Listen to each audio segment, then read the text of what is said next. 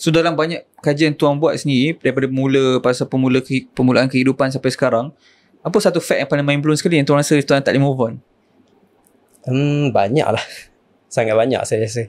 Yang macam saya macam dia bukan tak boleh move on, dia macam amazed lah. Kadang-kadang saya baca fakta tu boleh menyebabkan saya menangis sebab saya rasa macam wow, dahsyat. Macam itulah. Contohnya? Contoh dia macam dulu masa saya belajar tu pun saya perasan yang ikan paus lah. Paus nampak macam ikan dekat biasalah kita nampak macam ikan tau. Tapi dia macam out of place. Dia tak sepatutnya dalam air. Sebab dia ada paru-paru. Dia lahirkan anak. Dia menyusukan anak dalam air. So, apa yang haiwan darat buat dekat dalam laut? So, sebab dia tak ada insang tau. Dia kena, once in a while dia kena naik atas untuk tarik nafas, baru dia turun. So, bila kita tengok fakta macam tu pun, kita dah sedar yang ikan paus ni sebenarnya datang daripada moyang yang berada kat darat. So, memang yang tu satu benda yang macam amazekan saya lah. Tahun 2005 macam tu kot, orang jumpa satu fosil. Fosil nama dia Pachycetus. Fosil tu dia macam anjing tau, macam anjing atau kekambing lah. Tapi dia dikira sebagai paus. Dia paus darat. Sebab struktur tulang dia, bila orang paleontologi buat, memang struktur tulang tu tulang yang ada dekat paus lah. So kita boleh kata Pachycetus ni macam sort of moyang lah kepada paus. Of course kita tak nampak lah direct moyang tu kepada paus. Tapi kalau ikan paus ni kita trace back dia punya keturunan dekat belakang, salah silah dekat belakang, kita akan nampak satu kehidupan yang duduk dekat darat yang boleh jadi dekat struktur dia dengan Pachycetus ni. Dengan macam anjing, dengan paus yang kat darat ni. Dan boleh jadi juga ni adalah dua haiwan yang berbeza. Betul, boleh jadi. Satu version dekat darat, satu version dekat ni. Tapi kita panggil Pachycetus ni sebagai collateral ancestor lah. Ancestor yang boleh jadi sibling, yang boleh jadi relatif kepada moyang paus ni. Lepas tu nak kuatkan lagi hujah tu, sebab mungkin kita kata ni apa tu, spekulasi lah. Kita buat kajian genetik. Kita buat terhadap kajian genetik pada paus. Kita check haiwan-haiwan mana yang lagi dekat dengan paus ni lah dari sudut genetik.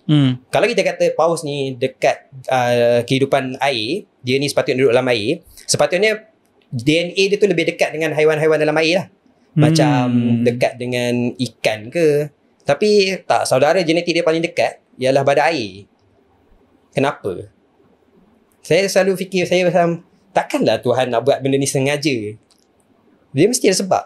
Lepas tu bila kita tengok, examine balik ke belakang, segala sistem yang nak buat benda hidup dari sudut genetik lah, memerlukan sistem DNA. Semua benda hidup. Okay. Hampir tak ada pengecualian. Melainkan haiwan-haiwan ringkas mungkin dia akan guna precursor daripada DNA lah, iaitu RNA. So kenapa sistem kod kita ni semua sama, termasuk manusia? Saya selalu fikir macam kenapa macam tu. Kalaulah kita nak kata kita ni berasingan daripada makhluk lain, mudah je untuk Allah SWT yang maha berkuasa untuk buat satu sistem lain, bukan DNA. Faham. Dia buat sistem yang boleh hasilkan salinan diri sendiri, tapi bukan DNA.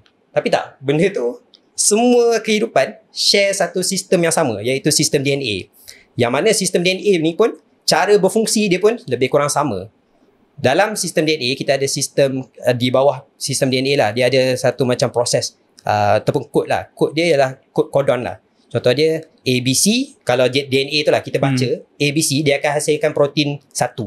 Kalau CDE dia akan hasilkan protein 2. Dekat makhluk hidup semua sama. Kalau saya punya set DNA saya ABC, saya akan hasilkan protein 1. Kalau kita tengok dekat set DNA cacing tanah, ABC dia pun akan hasilkan protein 1. So kenapa kita rasa kita lagi lain daripada diorang, sedangkan set genetik kita sama? Dan kenapa, tu saya selalu tanya, kenapa benda tu jadi?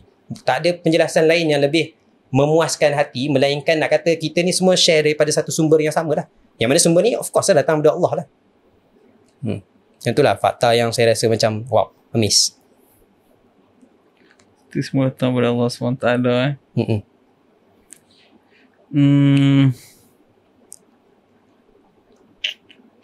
Saya bila saya cakap, tapi saya rasa terlalu kontroversi, so saya tak boleh nak cakap. Dia banyak sebenarnya kan, dia terlalu kontroversi sebab saya rasa sebab hari tu saya ada interview, mungkin kau boleh cari sendiri lah, dengan seorang mu'alaf.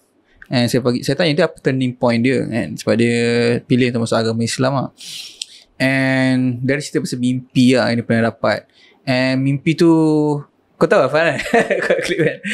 Dia buat macam, dia cerita dalam mimpi tu basically macam triangle, and apa yang dia nampak basically macam tadi kita cakap pasal tree of life tu kan, kehidupan tu at the end of the day dia akan back kepada satu kan, and satu tu lah yang keluar daripada satu tu yang akan pecah pada dua. Tak adalah kita cakap maksud kita ni tak ada apa-apa, dia just mimpi lah. But point dia adalah daripada satu tu datang ni semua benda yang hidup ni, and Tuan tadi cakap semua benda tu juga datang pada Allah SWT at the end of the day kan. And mungkin juga dengan sains ni Allah SWT nak buktikan yang mana semua ni datang pada satu juga. And apa pendapat orang saintis terhadap semua benda ni datang pada satu tu? Diorang just panggil sebagai luka tadi tu lah. Maybe yang tu saya rasa tertakluk kepada kepercayaan masing-masing lah. Kalau tanya saintis yang atheist, dia akan menafikan kewujudan Tuhan. Dan salah satu sebab apa teori evolusi ni dia sangatlah kontroversi, sebab kebanyakan ada beberapa kita panggil authority dalam evolusi tu sendiri yang ke arah atheist. Sayang sekali lah. Salah satu dia adalah Richard Dawkins lah. Saya rasa saya selalu kena sebab dalam buku tu ada refer dia. Yep, saya ada refer, saya cakap pasal guru yang sangat saya hormati, iaitu Richard Dawkins. Dan ada orang tak suka sebab Richard Dawkins ni kira kepala New Atheism lah. Gerakan atheism yang sangat baru lah. Jadi beliau ni memang menggunakan teori evolusi sebagai kenderaan untuk kata segala macam dalam alam ni tidak diciptakan oleh Tuhan, tapi dihasilkan oleh proses evolusi. So dikeluarkan Tuhan terus lah. Sebab beliau memang atheist daripada dulu lagi. So benda tu sebenarnya satu isu bila saya kata dia guru saya. Tapi orang tak faham sebab evolusi ni dia alat. Dia dari sudut sains ni sebenarnya satu kanta mata untuk kita tengok macam mana proses alamiah jadi. Tapi apa-apa pun kita sebagai orang yang beragama, kita akan kembalikan balik proses ni kepada Tuhan. Kenapa kita boleh kata macam proses bagaimana bayi terhasil daripada proses reproduksi apa semua ni, kita boleh rasa macam okey, tak ada masalah, tak bercanggang Tuhan. Tapi bila masuk part perubahan ni, proses evolusi yang berubah daripada satu set genetik kepada set lain ni, kenapa kita tak nak accept yang benda tu macam ada proses alamiah, dan pada masa sama proses alamiah ni terhasil daripada Tuhan. Betul kan kalau saya salah?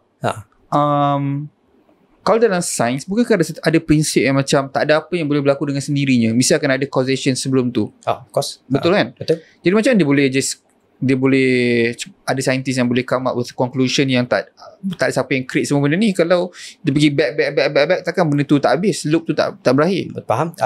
Dia macam atheist, saintis yang atheist lah, dia orang akan bila sampai kepada fasa Big Bang tu, daripada tak ada apa-apa kepada ada apa-apa, dia orang akan guna satu model yang, tapi yang ni saya physics bukan bidang saya sangat lah. So saya tengah pergi luar sikit bidang. Dia orang akan cakap macam sebenarnya it is possible untuk explainkan macam mana sesuatu boleh datang daripada nothing, daripada tiada apa-apa, daripada nihil kata. Ada model untuk menjelaskan macam mana nihil ni boleh menghasilkan sesuatu tanpa kewujudan Tuhan lah. Dan basically bila cakap pasal atheist, mereka ni selalu pegang kepada fahaman materialism lah. Material maksud dia segala macam alam hanya boleh dijelaskan dari sudut fizikal saja. Benda metafizikal mereka tak percaya lah. So yang tu kalau macam di side belah atheist lah. Dia orang pun percaya pasal tentang naturalism lah. Segala macam alam ni boleh diexplainkan, boleh dijelaskan dalam bentuk kerangka proses alamiah sahaja. Itu kita tak subscribe lah. Kalau kita beragama, kita pegang satu bentuk fahaman yang iaitu kita panggil sebagai satu bentuk naturalisme juga. Tapi saya tak ingat nama dia, methodological naturalism. Maksudnya kita faham segala macam alam ni terhasil daripada proses alamiah ni. Tapi proses alamiah ni datang sendiri daripada sumber utama dia, iaitu para pencipta ni lah yang menciptakan lah. Macam So bila saya dengar dia punya reason behind it tadi, saya rasa macam sebagai seorang yang tak belajar mendalam pasal fizik pun, rasa macam don't just choose untuk tak terima lah. Diorang punya own prinsip lah. Basically macam tu. Diorang macam try untuk cari the reasoning behind benda tu boleh berlaku dengan sendirinya, walhal diorang sendiri tak percaya pun benda tu boleh berlaku dengan sendirinya. Mungkin diorang try untuk cari penjelasan lah untuk macam mana nak cerita alam ni terjadi lah. Okay, kejap guys. Assalamualaikum. So, aku ada big announcement sebenarnya untuk korang. So, aku actually dah berpartner dengan Public Gold sebagai diorang punya authorized dealer guys. Okay, kenapa aku buat macam ni? So, kalau kau tengok podcast ni dah lama, kau tahu aku selalu ambil berat, especially tentang finance dan juga investment dan sebagainya. And aku dah lama dah invest dalam emas. So, aku nak invite korang untuk invest dalam emas sekali. Sebab kalau korang tak tahu, emas adalah salah satu cara untuk kita preserve nilai duit kita yang paling efektif. Macam tahun lepas sahaja, emas naik 40% guys. Okay, almost 40%. Put into perspective, kalau korang invest dalam financial instrument yang lain macam ASB ke apa last year, macam apa 5 ke 6% macam tu je lebih kurang. So, dengan gold 40%.